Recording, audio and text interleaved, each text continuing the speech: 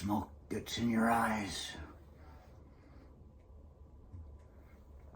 We talk about a feudal system. You might be seeing this in the news in the last year or so. A feudal system. Maybe not even the last year or so. I've been talking about it, so maybe they've caught up to it. And sometimes, even like Dr. Radio, it takes like 6 months for them to catch up to something I said that was about to happen. And then they come out with it and they're like, arr. They change the story a little bit because they don't want my way to sound so encouraging.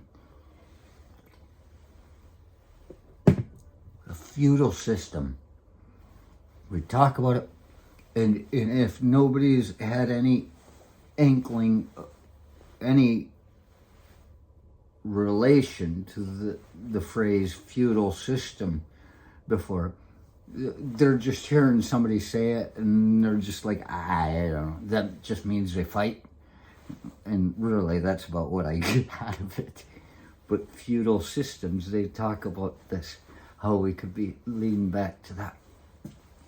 I want to talk about a feudal system in a way that people understand. I'm going to talk about Gaylord and Vanderbilt. Let's say, and Elmira and Johannesburg and Waters, and then you get a little further down where if you sit on the light rail and watch as you pass that one park downtown San Jose where after dark you don't go, they say, but you watch these people in their circles and you'll see one guy standing there. I told this story on the Dawn of Betrayal years ago, but I don't think I've talked about it here. And there's a guy sitting on the outskirts of the circle, and you're sitting there reading your book and you're stopped and you look up and you see all these people that are there, the bums, you know. I'm done saying homeless people because homeless people are not bums. And for us to fucking have to call bums homeless people degrades the people that are homeless. These are fucking bums, and they're animals. And they're sitting there in their little circle, and they just, hi, baby. Hi.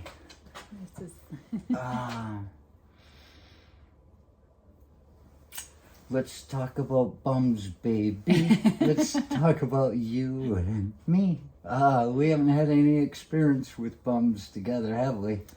No. Crazy people. One time in Detroit, but I don't know if he was a bum. Isn't that the guy I bought the shirt from? Yeah.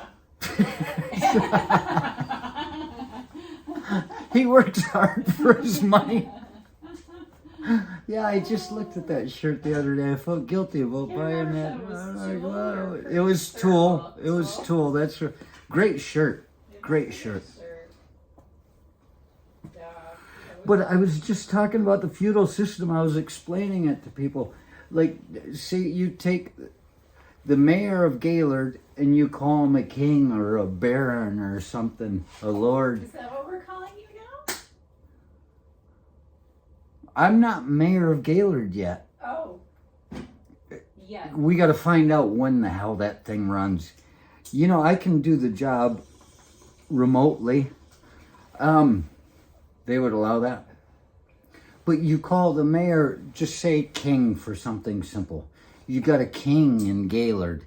And if they're smart, they would have fucking listened to me and did the job hiring Rich Construction and Wells Masonry to build the fucking wall around Gaylord, because we're going to need it. Because if you're going to be in a feudal system fighting against a satellite community, who's the king of Vanderbilt? I was going to say you got Little Irwin? My cousin Little Irwin lives in Vanderbilt. Oh, God. He would be the king that you do not want to fight. He's the one with the dog. Oh, God. Not his. You never speak ill about Little Irwin. Okay. You might run into him in the woods. Alrighty.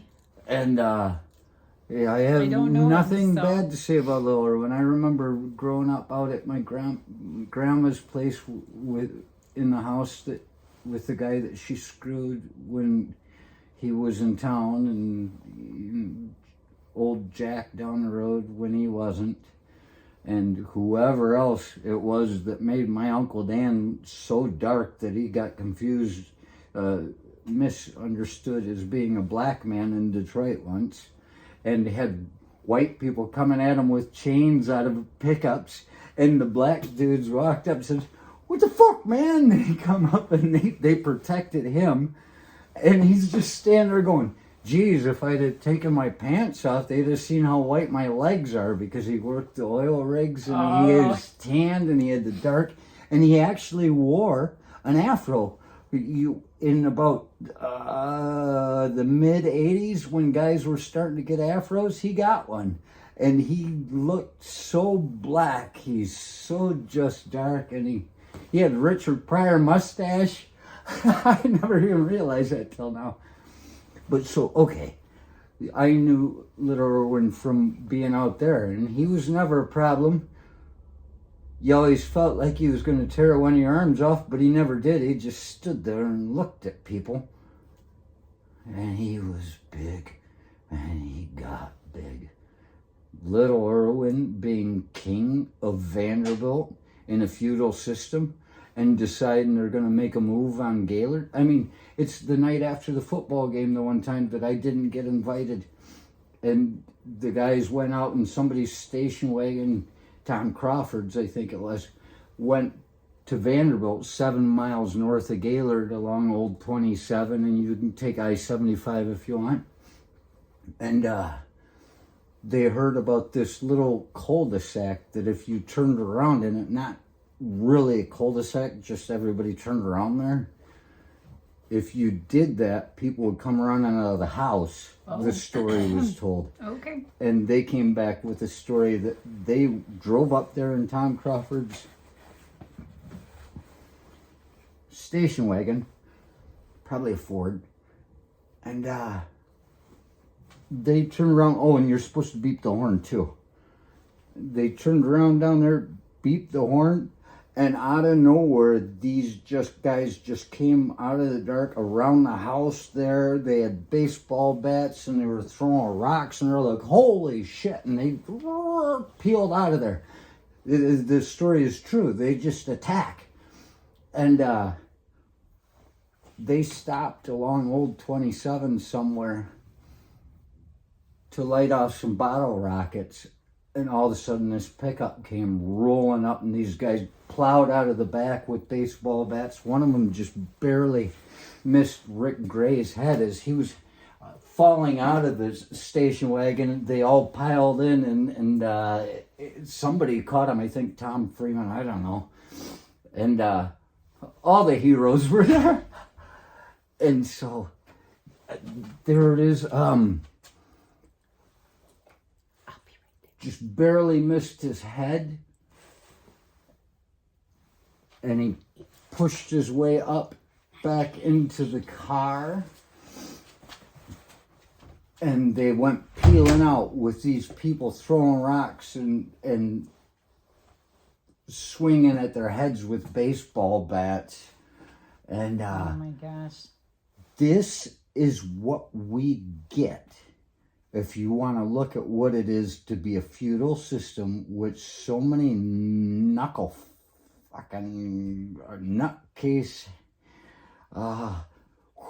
freaks want to hold on to something that's just going to create this little civil war. It's not going to be a civil war like the North and the South. Everybody's fucking neighbors. So what they're going to do is they're going to peel out into Joburg and Elmira and Waters, and then if they're